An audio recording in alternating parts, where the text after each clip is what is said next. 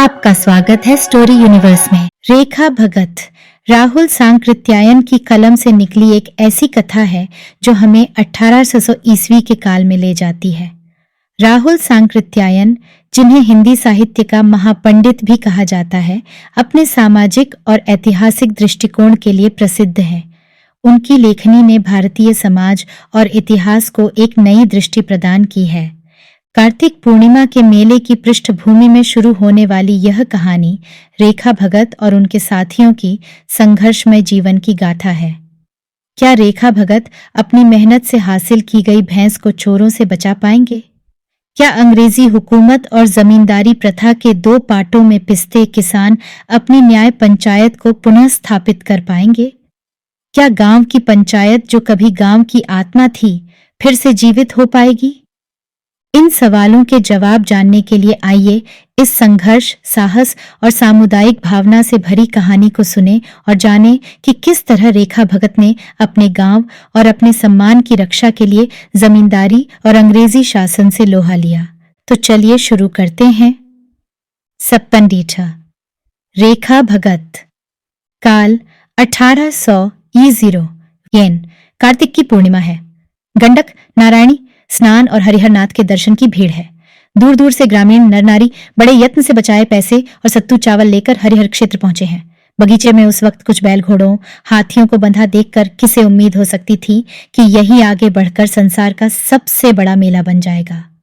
गाढ़े के अंगोछे में नमकीन सत्तू को हरी मिर्च और मूली के साथ बड़े स्वाद के साथ खाकर रेखा भगत और उनके 4 साथी एक आम के पेड़ के नीचे कंबल पर बैठे हुए हैं। रेखा की भैंस बिक गई है और अब भी वह अपनी टेंट में उन 20 रुपयों को जब तब देख लिया करता था। मेले के लिए मशहूर था कि जादू से रुपये निकाल लेने वाले चोर आजकल बहुत आए हुए हैं। रेखा का हाथ फिर एक बार टेंट पर गया और इत्मीनान के साथ उसने बात शुरू की। हमारी तो भैंस बिक गई। 3 महीने से भोलू भाई खूब खिला पिलाकर तैयार किया था। 20 रुपये वैसी भैंस के लिए कम दाम नहीं है, किंतु आजकल लक्ष्मी आंख से देखते देखते उड़ जाती हैं। भोला, उड़ जाती है और रुपये पैसे का चारों ओर निठाला है। रेखा भाई, इस कंपनी के राज्य में कोई चीज में बरकत नहीं। हम मिट्टी खोदते खोदते मर जाते हैं और एक शाम भी बाल बच्चों को पेट भर खाने को नहीं मिलता। रेखा, अभी तक तो हम हाकिम की नजर बेगार, अमला फैला की घूस रिश्वत में ही तबाह थे, किंतु कम से कम खेत तो हमारा था। मौला 7 पुश्त से जंगल काटकर हमने खेत आबाद किया था। सोबरन, भोलू भाई, बधिया का खेत है ना, वहां भारी जंगल था। हमारे मूरिज घिनावन बाबा को वहीं बाघ उठा ले गया, तभी से उस जगह का नाम बगिया पड़ा। जान दे देकर हमने खेत आबाद किया था। इसी बीच पतली चीते की सफेद पगड़ी को नंगे काले बदन पर संभालते भोला पंडित की ओर देखकर रेखा ने कहा, भोला पंडित, तुम सतयुग तक की बात जानते हो, ऐसा तो गाढ़ प्रजा पर कभी नहीं पड़ा होगा। मौला, खेत हमने बनाया, जोतते बोते हम हैं पंडित, और अब हमारे गांव के मालिक हैं रामपुर के मुंशी जी। भोला पंडित, अधर्म है अधर्म रेखा भगत। कंपनी ने तो रावण और कंस के जुल्म को मात कर दिया। पुराने धर्मशास्त्र में लिखा है, राजा किसान से दशांश कर ले। मौला और पंडित, मुझे तो अचरज है, ये रामपुर के मुंशी को हमारा मालिक जमींदार क्यों बना दिया? भोला पंडित, सब उलटा है मौलू। पहले प्रजा के ऊपर एक राजा था। किसान बस एक राजा को जानता था। वह दूर अपनी राजधानी में रहता था। उसे सिर्फ दशांश से मतलब था, सो भी जब फसल हुई तब। किंतु अब फसल हो चाहे न हो, जमींदार को अपना हाड़ चाम बेचकर, बेटी बहन बेचकर मालगुजारी चुकानी होगी। रेखा, और मालगुजारी का भी पता नहीं पंडित, सालाए साल बढ़ती जाती है। कोई नहीं पूछने वाला है कि क्यों ऐसा अंधेर खाता है। मुंशी सदा सुखलाल पटवारी आए थे हरिहर क्षेत्र स्नान करने और सस्ता होने पर एक गाय खरीदने, किंतु अब के साल की महंगाई को देखकर उनकी टांग ठहरा गई। उनके बदन पर एक मैली कुचैली मिर्जई और सिर पर टोपी थी। कानों पर सरकंडे की कलम अब भी टंगी थी। जान पड़ता था, यहाँ भी उन्हें स्याही लिखना है। मसरक के जमींदार के पटवारी होने से वह सोच रहे थे कि इस बातचीत में भाग लें या न लें, किंतु जब गांव की राजनीति छिड़ गई हो, उस वक्त कान मुंह रखने वाले आदमी के लिए चुप रहना मुश्किल हो जाता है। दूसरे दयालपुर उनके मालिक का गांव भी था, इसलिए भी दयालपुर के किसानों की बातचीत में हिस्सा लेने में उन्हें कोई हर्ज नहीं मालूम हुआ। मुंशी जी ने कलम को अंगुली में दबाकर घुमाते हुए कहा, पंडित, किसी पूछने वाले की बात करते हो, कौन पूछेगा? वहां तो अपनी अपनी लूट है, पर संपत्ति की लूट है, लूट सके सो लूट। कोई राजा नहीं है। नाजिम साहिब के दरबार में मेरी मौसेरी बहन का दामाद रहता है, उसको बहुत भेद मालूम है। कोई राजा नहीं, 100-200 फिरंगी डाकुओं ने जमात बांध ली है, इसी जमात को कंपनी कहते हैं। रेखा, मुंशी जी ठीक कहते हो, कंपनी बहादुर। कंपनी बहादुर सुनते सुनते हम समझते थे कंपनी कोई राजा होगा, लेकिन असल बात आज मालूम हुई। मौला, तभी तो जिधर देखो उधर लूट मची है, कोई न्याय अन्याय की खबर लेने वाला है। क्या रामपुर के मुंशी जी की 7 पीढ़ी का भी दयालपुर से कोई वास्ता था? सोबरन, मुझे तो समझ ही में नहीं आता मौलू भाई, यह रामपुर का मुंशी कैसे हमारे गांव का मालिक बन गया? दिल्ली के बादशाह से कंपनी ने लोहा लिया। मुंशी दिल्ली नहीं, सोबरन राउत मकसूदाबाद ने मुर्शिदाबाद के नवाब से लोहा लिया। दिल्ली के तख्त से मकसूदाबाद ने हमारे मुल्क को छीन लिया था। सोबरन राउत। सोबरन, हम लोगों को इतना याद नहीं रहता मुंशी जी, हम तो दिल्ली ही जानते थे।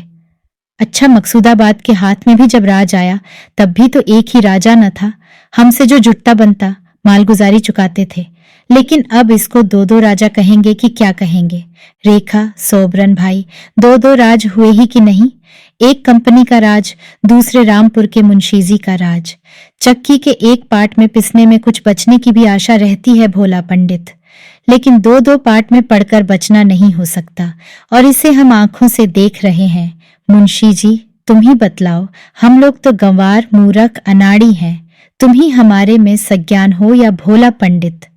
मुंशी रेखा भगत, कहते तुम ठीक हो, जमींदार चक्की का दूसरा पार्ट है और वह राजा से किस बात में कम है? रेखा, कम काहे को बढ़कर है मुंशी जी, गांव की पंचायत को अब कोई पूछता है? रवाज है, हम लोग 5 पंच चुनकर रख देते हैं, लेकिन वह किसी काम में हाथ लगाने पाते हैं? सब जमींदार और उसके अमला फैसला करते हैं। झगड़ा हो तो हाथ मुद्दई मुद्दाले दोनों ओर से डांड जुर्माना लेते हैं। 15 वर्ष भी तो नहीं बीता, सोबरन राउत, कभी मर्द औरत के झगड़े में भैंस नीलाम होते देखा था? सोबरन, अरे उस वक्त तो सब कुछ पंचायत के हाथ में था। गांव के पंच किसी घर को उजड़ने नहीं देते, वह खून तक में सुलह सराकत करा देते थे। रेखा भगत, और बांध खांड नहीं देख रहे हो? मालूम होता है उनका कोई घरघुसैया नहीं है। जो पंचायत चलती रहती तो क्या कभी ऐसा होता? रेखा, नहीं होता। सोबरन राउत, अपने बाल बच्चे के मुंह में जाप कौन लगाता? पानी बेशी बरसे तो अब खांड साफ करके नहीं रखी है कि बेशी पानी निकल जाए। पानी कम बरसे तो बांध नहीं है कि पानी रोक कर रखें जिसमें फसल सूखने न पाए। मुंशी, पंचायत में आग लगाकर कंपनी ने यह काम जमींदार को सौंप दिया। रेखा, और जमींदार क्या करता है? हम उसे देख रहे हैं। मुंशी, मैं भी जमींदार का नमक खाता हूं। रेखा भगत, जानते हो मसरक के जमींदार का नमक खाता हूं। रेखा भगत, जानते हो अन्याय का जो खाता है गल जाता है। मुझको देखो, 7 बेटे थे, सांड से होकर सब उफर पड़े। मुंशी जी की आंखों में आंसू देखकर सबका दिल पसीज गया। उफर पड़े। रेखा भगत, अब घर में एक बागी भी नहीं है पानी देने के लिए, और मालिक की जानते ही हो छपरा की रंडी के पीछे क्या क्या गति हुई। इंद्रिय कटकर गिर गई है। रेखा भगत, गिर गई है। ये जो दोनों बबुआ को देख रहे हो, यह खवास के हैं। रेखा, मालिकों में अब यह बहुत चलने लगा है मुंशी जी। सोबरन खेत गया, गांव गया, 7 समुंदर पार के डाकुओं ने हमारे ऊपर घर के डकैतों को ला बैठाया। पंचायत गई, जो 4 अच्छत उपजाते वह भी आगम गया, और जो कभी ठीक से बरसा बूंदी हुई। 4 दाना घर आया तो मालिक, जमींदार, घोड़ित चौकीदार, पटवारी, गुमाश्ता कितनों की चोंच से बचे।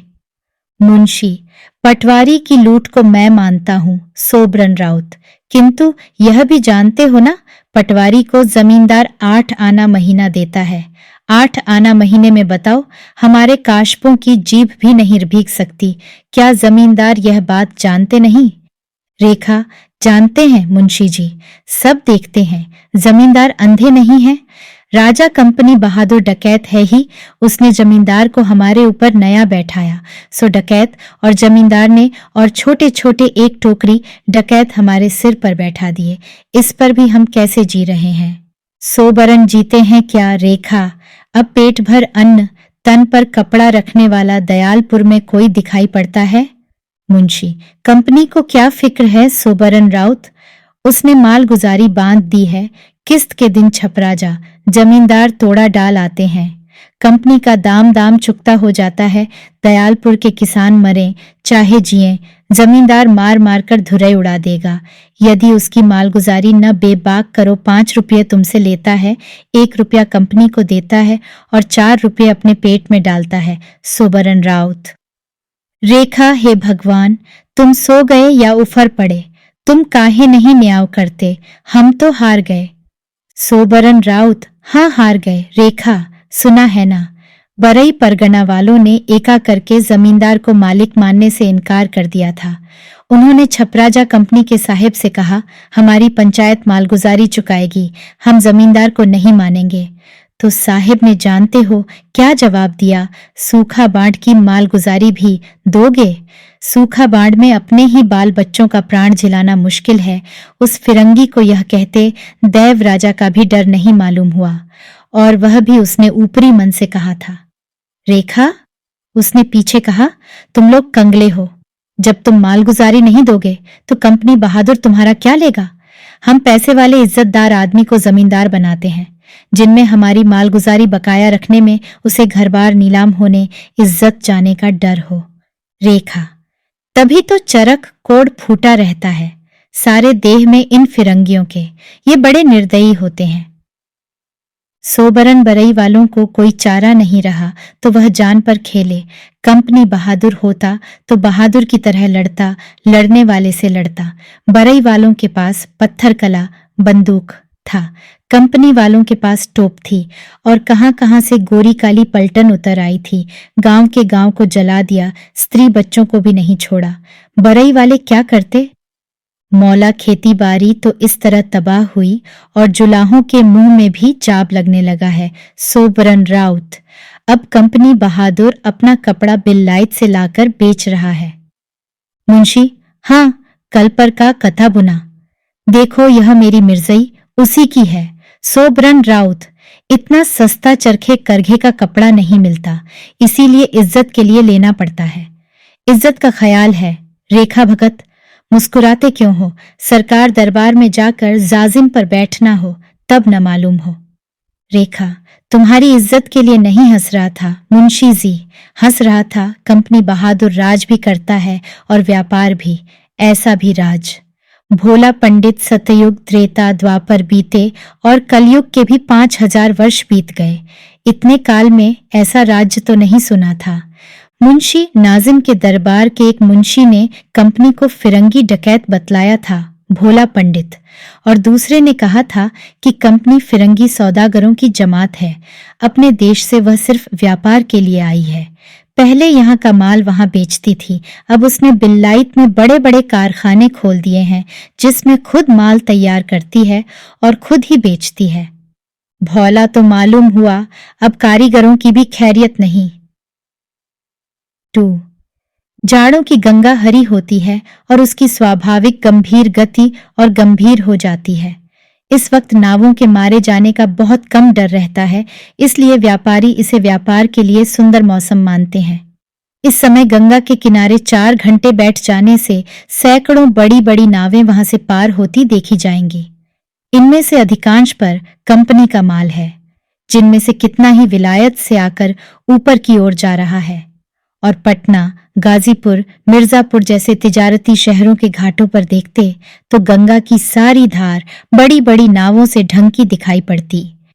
पटना से एक बजरा बड़ी नाव नीचे की ओर जा रहा था, जो शोरा, कालीन आदि कितनी ही चीजें विलायत ले जा रहा था। पटना से कलकत्ता पहुंचने में हफ्ते से ज्यादा लगता है, इसीलिए तिनकौड़ी दे और कोलमैन में धीरे धीरे घनिष्ठता बढ़ गई। यद्यपि शुरू में एक दूसरे से मिलने में वह हिचकिचाते थे। तिनकौड़ी देने के लिए नकली जुल्फी छोटी, विग, पांव में सटे सुत्थन, घुंडी के फीतों में टके बटन, काले कोट के साथ चरका, सफेद मुंह बड़े रोब और भय की चीज थी। किंतु बात का प्रारंभ कोलमैन ही ने किया, इसलिए धीरे धीरे तिनकौड़ी की हिम्मत बढ़ चली। वार्तालाप में तिनकौड़ी को मालूम हुआ कि कोलमैन कंपनी के साहबों से जला भुना है और गवर्नर से लेकर कंपनी के छोटे बड़े एजेंट तक पर भी प्रहार करने में उसको कोई हिचकिचाहट नहीं है। तिनकौड़ी भी कंपनी के नौकरों से खार खाए हुआ था। 20 साल तक उसने कंपनी के बड़े बड़े दफ्तरों में किरानी क्लर्क का काम किया। वह गरीब घर में पैदा हुआ था, किंतु उन आदमियों में था जिनका लोभ परिमित और आत्मसम्मान के अधीन होता है। तिनकौड़ी ने जिंदगी भर के खाने के लिए कमा लिया था। किसी पुराने एजेंट की कृपा से लूट के वक्त उसे 24 परगना जिला में 4 गांव की जमींदारी मिल गई थी, जिसकी आमदनी के देखने से मालगुजारी बहुत कम थी। यह साहिब की मेहरबानी थी, किंतु उस मेहरबानी के प्राप्त करने के लिए तिनकौड़ी ने ऐसा काम किया था जिसका पाप तिनकौड़ी समझता था जन्म जन्मांतर में भी नहीं छूटेगा। उसने साहिब को खुश करने के लिए गांव की एक सुंदर तरुण ब्राह्मणी को उसके पास पहुंचाया था। साहिब लोग उस वक्त बहुत कम अपनी मेमों को लाते थे, क्योंकि 6 महीने के खतरों से भरी समुद्र यात्रा करना आसान न था। तिनकौड़ी की उम्र 45 वर्ष की थी। उसका काला गठीला बदन बहुत स्वस्थ था, किंतु वह रोज सवेरे उठकर दर्पण में मुख देखता और हाथ की अंगुलियों को निहारता। वह किसी दिन भी कोट फूटने की प्रतीक्षा कर रहा था। ब्राह्मणी के सतीत्व भंग का दंड उसके विचार में यही होने वाला था। साहिबों की झिड़कियों, गालियों, ठोकरों को सहते सहते वह तंग आ गया था। इसीलिए अभी नौकरी करने की उम्र होने पर भी घर भर के मर जाने से नौकरी से इस्तीफा दे गांव को लौट रहा था। 20 वर्ष तक चुपचाप बर्दाश्त किए अपमान की आग उसके दिल में भभक रही थी। जब उसने कोलमैन को अपने से भी ज्यादा कंपनी और उसके कर्मचारियों का शत्रु देखा, तो धीरे धीरे दोनों खुलकर बातें करने लगे। कोलमैन एक दिन कह रहा था, ईस्ट इंडिया कंपनी व्यापार के लिए बनाई गई थी, किंतु पीछे इसने लोगों को लूटना शुरू किया। देखते नहीं, जितने साहिब यहाँ आते हैं जल्दी से जल्दी लखपति बनकर देश लौट जाना चाहते हैं। छोटे बड़े की यही हालत है। क्लाइव ने ऐसा ही किया, लेकिन उसको किसी ने नहीं पकड़ा। वॉरेन हेस्टिंग्स को अपने लोभ में चेत सिंह की रानियों के भूखे मरने तक का भी ख्याल नहीं आया। अवध की बेगमों को उसने कंगाल बनाया, किंतु उसको हमारे देश वालों ने नहीं छोड़ा। सजा से तो बच गया, किंतु कई वर्षों के मुकदमे में जो कुछ कमाया था चला गया। किसने मुकदमा चलाया साहेब? पार्लियामेंट ने। हमारे यहाँ राजा मनमानी नहीं कर सकता।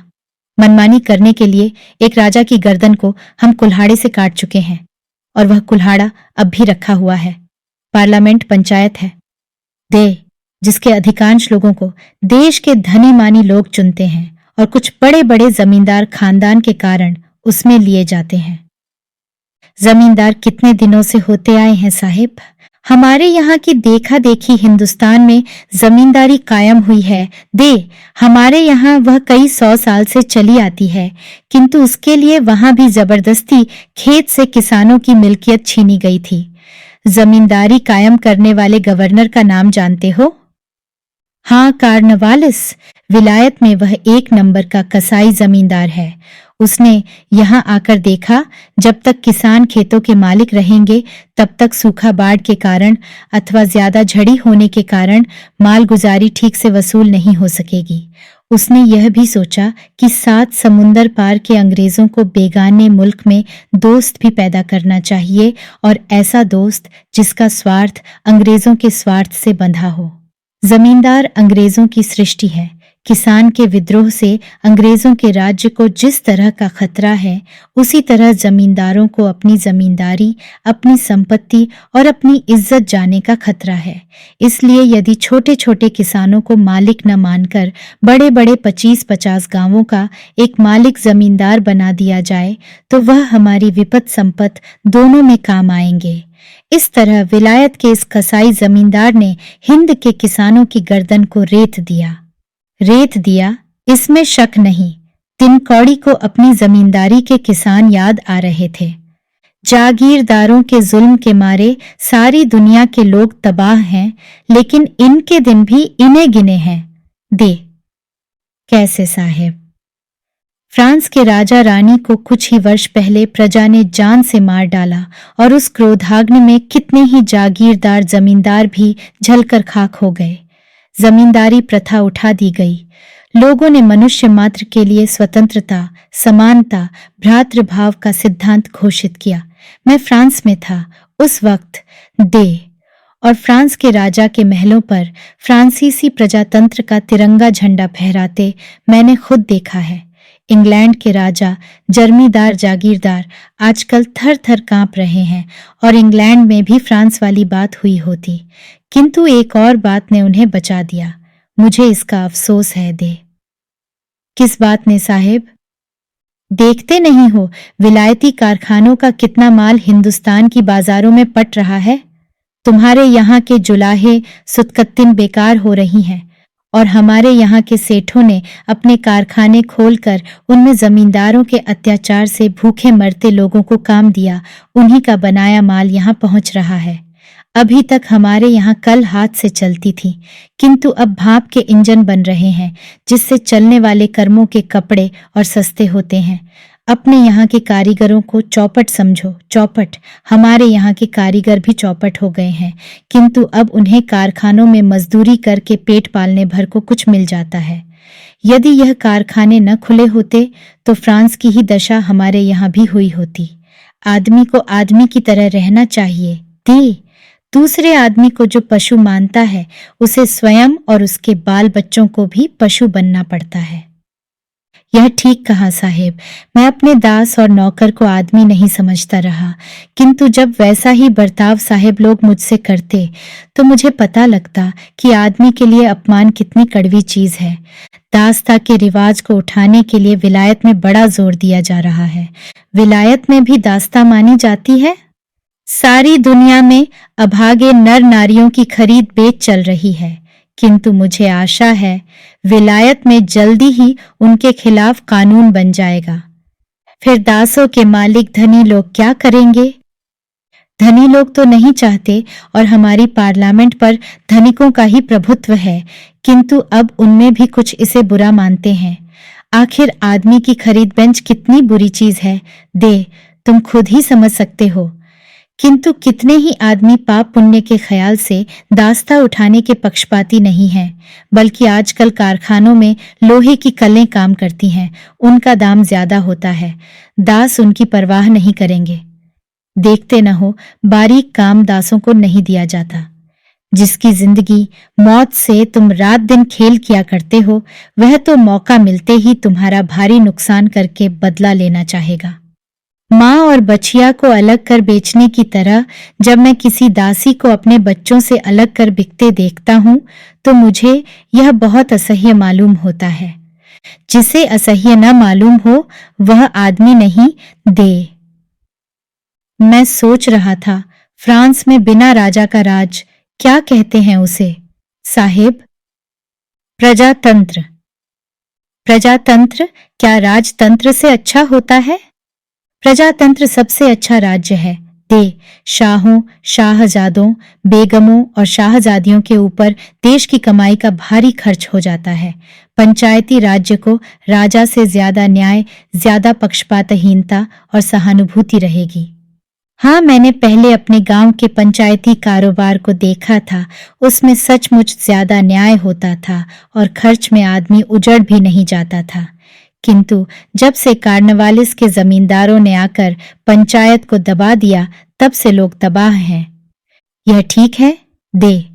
किंतु फ्रांस की जनता का उद्देश्य प्रजातंत्र से भी ऊपर था। वह मनुष्य मात्र की समानता, स्वतंत्रता, भ्रातृभाव को राज्य स्थापित करना चाहती थी। हमारे देश के लिए भी तुम मनुष्य हो कि नहीं? साहबों की नजर में तो हम मनुष्य नहीं जंचते। जब तक समानता, स्वतंत्रता, भ्रातृभाव का शासन सारी पृथ्वी पर गोरे काले सारे मनुष्यों में नहीं कायम होता, तब तक मनुष्य मनुष्य नहीं हो सकता। कसाई कार्नवालिस अपने गोरे किसानों को मनुष्य नहीं मानता। फ्रांस में राजा, जमींदार तो गए, किंतु फिर बनियों ने, ईस्ट इंडिया कंपनी के भाई बंदों ने राज्य संभाल लिया, जिससे समानता, स्वतंत्रता, भ्रातृभाव का असली तिरंगा झंडा वहां नहीं फहरा सके। तो फ्रांस में राजा बाबुओं की जगह सेठों का राज्य हो गया। हाँ, और इंग्लैंड के सेठ भी हल्ला कर रहे हैं कि जब हम 7 समुंदर पार हिंदुस्तान का राज्य चला सकते हैं तो इंग्लैंड में क्यों नहीं कर सकते। इसलिए वह राज्य शक्ति को अपने हाथ में लेना चाहते हैं, यद्यपि राजा को हटाकर नहीं, राजा के हाथ में। आपने कहा इंग्लैंड में शासन की बागडोर है ही नहीं। हाँ, और मैंने इन गोरे बनियों की करतूतें यहां देखी। मुझे देश देखने की इच्छा थी। सुभीता देख, मैंने कंपनी की नौकरी कर ली। नौकरी न करता तो बनिए मुझ पर संदेह करते और फिर मेरा पर्यटन मुश्किल हो जाता। इसीलिए 2 साल तक मैं कंपनी की नौकरी रूपी नर्क में रहा। भले मानुष के लिए नर्क है साहेब, यहाँ वही निर्वाह कर सकते हैं जो सब पाप कमा, सारा अपमान सह धन जमा करने के लिए तुले हुए हैं। कार्नवालिस के किसी अनुचर की कृपा से पाप की कमाई मुझे 4 गांवों की जमींदारी मिली है, किंतु मुझे फल मिल चुका। बीबी बच्चे सब हैजे में मर गए। उस जमींदारी के नाम से दिल कांपता है। मैं भी आपकी राय से सहमत हूँ। समानता, स्वतंत्रता, भ्रातृभाव के राज्य से ही पृथ्वी स्वर्ग हो सकती है, मनुष्य अपमान से बच सकता है। लेकिन यह सहमत होने या चाहने से नहीं होगा इसके लिए फ्रांस की भांति हजारों को बलिदान होना होगा, और चुपचाप बलिदान होने से भी काम नहीं चलेगा। बलिदान तो हिंदुस्तानी सिपाही लाखों की संख्या में अंग्रेजों के लिए भी होते रहे हैं। अब बलिदान अपने लिए होना होगा, और जानते सुनते। जानते सुनते का मतलब है हिंदुस्तानियों को दुनिया का ज्ञान होना चाहिए। साइंस मनुष्य के हाथ में भारी शक्ति दे रहा है। इसी साइंस के ज्ञान से आदमी ने बारूद और बंदूक बनाया, अपने को सबल किया। यही साइंस तुम्हारे नगरों को बर्बाद कर इंग्लैंड में नए कल कारखानों और नए शहरों को आबाद कर रहा है। उसी साइंस की शरण तुम्हें भी जाना होगा। और हिंदुस्तान की छुआछूत, जात पात, हिंदू मुस्लिम का अंतर मिटाना होगा। देखते हो, हम किसी के हाथ का खाने में छुआछूत का ख्याल रखते हैं? नहीं। अंग्रेजों के भीतर धनी गरीब के सिवा और छोटी बड़ी जात पात का ख्याल है? नहीं। और सती प्रथा बंद करना होगा। लाखों औरतों को हर साल आग में जलाना, इसे क्या तुम समझते हो भगवान क्षमा कर देंगे? कोलमैन और तिनकौड़ी दे जब कलकत्ता में अलग होने लगे तो उन्हें एक दूसरे से बिछुड़ने का अफसोस हो रहा था। कोलमैन ने आखिर में कहा, मित्र, हम 19वीं सदी में दाखिल हो गए हैं। दुनिया में उथल पुथल हो रही है। हमें उथल पुथल में भाग लेना चाहिए, और इसके लिए पहला काम है छापाखाना और समाचार पत्र कायम कर जनता को विस्तृत दुनिया की हलचल का ज्ञान कराना। 3. अब की साल वर्षा नहीं हुई। जेठ के सूखे ताल वैसे ही सूखे रह गए। भदई, धान, रबी एक छटाक भी नहीं हुई। घर के घर मर गए या उजड़कर भाग गए। धुरदेह का लंबा झील जब सूखा तो 2500 कोस के लोग उसके सूखे पेट में पड़े दिखाई पड़ते थे। वह लोग कमल की जड़ भसींड खोदने के लिए आए थे, और कितनी ही बार उसके लिए आपस में झगड़ा हो जाता था। दूसरे साल जब वर्षा हुई और मंडुआ रागी की पहली फसल में रेखा हंसुआ लगा रहा था तो मंगरी को पास देखकर उसको अचरज होता था। इस साल भर के भीतर उलट पलट हो गई मालूम होती थी। घर घर में अधिकांश लोग मर गए थे। घर घर के लोग तितर बितर हो गए थे। रेखा को अचरज इसलिए हो रहा था कि कैसे वे 2 प्राणी प्राण शरीर को इकट्ठा रखते, अपने भी इकट्ठा रहे। रेखा इसके लिए धुर्देह का बहुत कृतज्ञ था। और भी कभी वर्षा के अभाव के कारण अकाल पड़ा होगा, किंतु इतना कष्ट शायद कभी रेखा के पहले के किसानों को भुगतान न पड़ा होगा। उस वक्त एक सरकार थी जिसको लगान भी कम देना पड़ता था।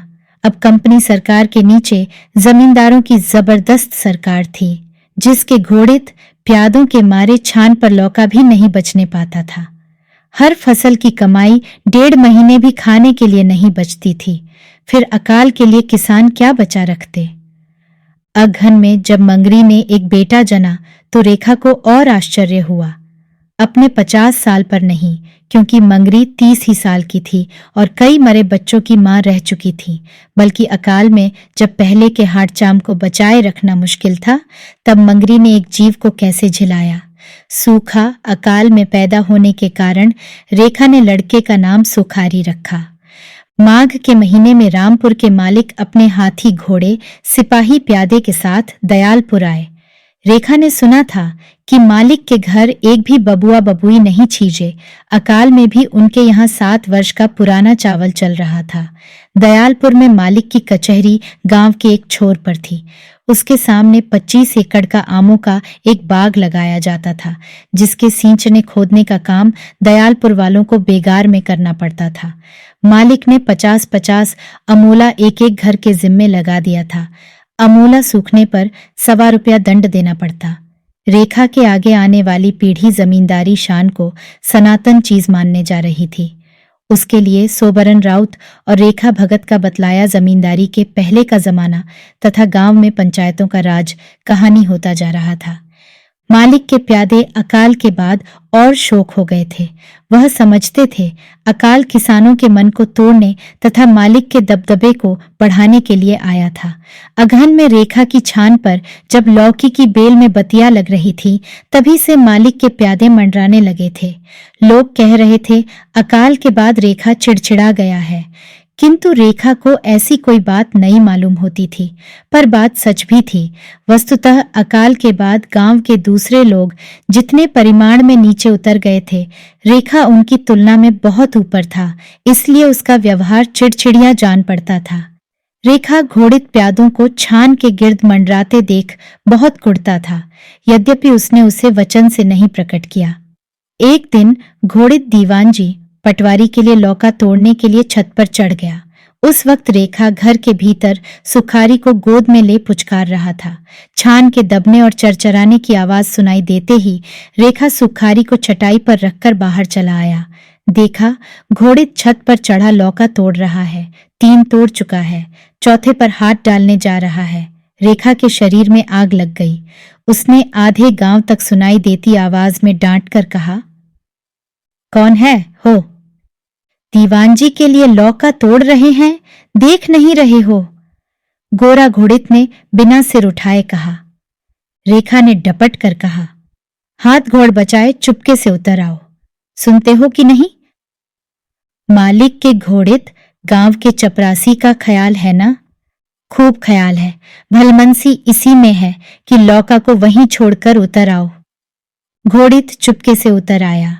दीवान जी सब सुन खून की घूंट उस वक्त पी गए। उन्होंने माघ महीने में मालिक के आने के वक्त के लिए इसे छोड़ रखा।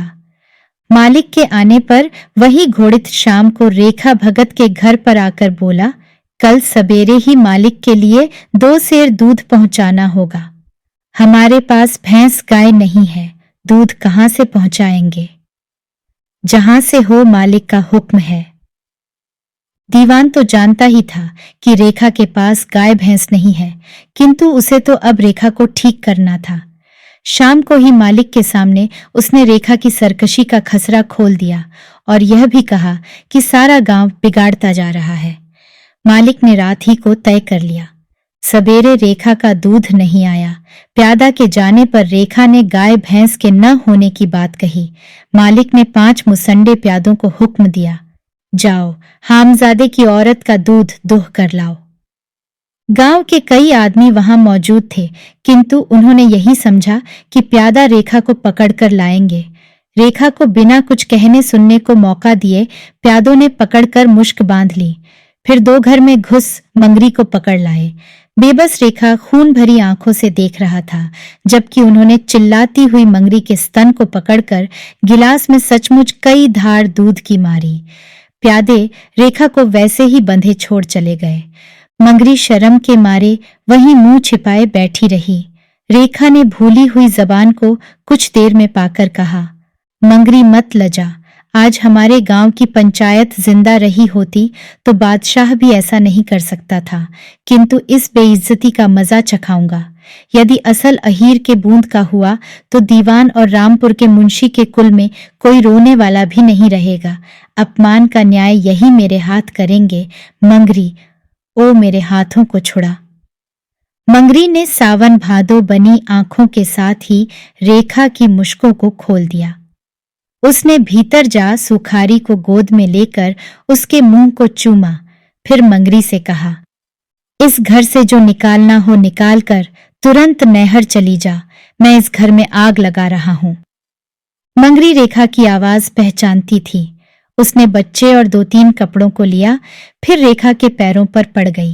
रेखा ने स्वर को अत्यंत कोमल करके कहा, तेरी इज्जत नहीं, गांव भर की इज्जत का बदला लेना होगा। जा और सुखारी को बतलाना कि उसका बाप कैसा था। देर न कर, मैं चला बोरसी से आग निकालने। मंगरी दूर जा तब तक घर को देखती रही, जब तक कि उसकी छान से ज्वाला नहीं निकलने लगी। लोग गांव के छोर पर अवस्थित रेखा के घर की ओर दौड़े और रेखा नंगी तलवार लिए जमींदार की कचहरी की ओर। काल को देख प्यादे घोड़ित भाग चले। रेखा ने मालिक और दीवान को मारते वक्त कहा, तुम्हारे पीछे रोने वाला नहीं छोड़ूंगा पापियों। रेखा ने अपने वचन को सच किया और प्रतिज्ञा से और भी बड़े पैमाने पर। कसाई कार्नवालिस ने कितने ही रेखा पैदा किए,